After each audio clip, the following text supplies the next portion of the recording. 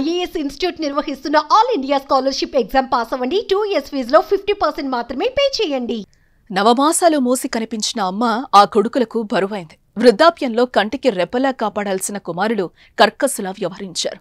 ముసలి కడుపుకు గుక్కెడు బువ్వ పెట్టలేక నువ్వంటూ వంతులేసుకున్నారు. దీంతో వారి గొడవలు చూడలేక ఆత్మాభిమానం చంపుకోలేని ఆ వృద్ధురాలు కట్టుబట్టలతో గ్రామ పంచాయతీని ఆశ్రయించింది ఆ ముసలి తల్లి.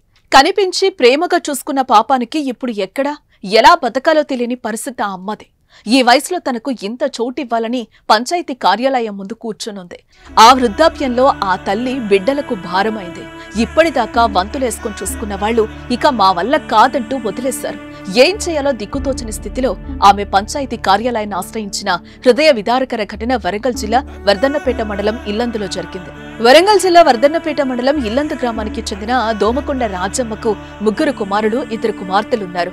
అందరికీ పెళ్లిళ్లయ్యాయి. ఆమె భర్త 10 ఏళ్ల కిందట కన్నుమూశాడు. 80 ఏళ్ల వయసులో పెద్ద కుమారుడి దగ్గరే ఉండేది. కానీ ఆ కుమారుడు అనారోగ్యంతో మరణించాడు. ఇలాంటి పరిస్థితుల్లో రాజమ్మ బాగోగులను పెద్ద కొడలే చూసుకునేది.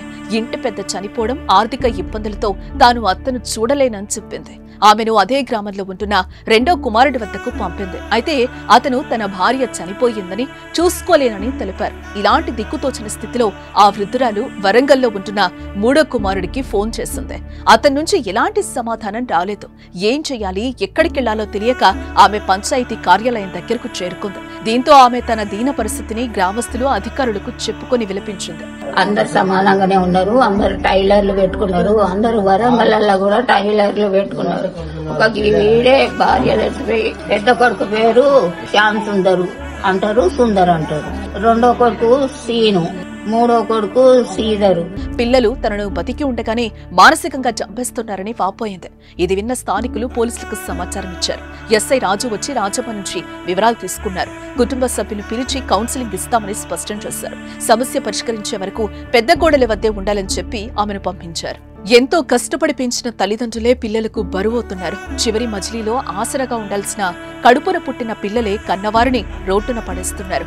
అసలే ఓపిక లేక, ఎలాంటి ఆధారం లేక వాళ్లు ఎందుకు బతుకుతున్నాంరా దేవుడా అంటూ ఆవేదన వ్యక్తం చేస్తున్న ఘటనలు అనేకం జరుగుతున్నా కన్న కొడుకులు మాత్రం మారటం లేదు.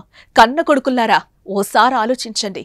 ఈ తల్లే లేకపోతే మీరు భూమి మీద ఉండేవాళ్ల జర ఆలోచించుకోండి అంటూ పలువురు కామెంట్స్ చేస్తున్నారు. ఇక దీనిపై మీ అభిప్రాయం ఏంటో కామెంట్స్ రూపంలో తెలియజేయండి.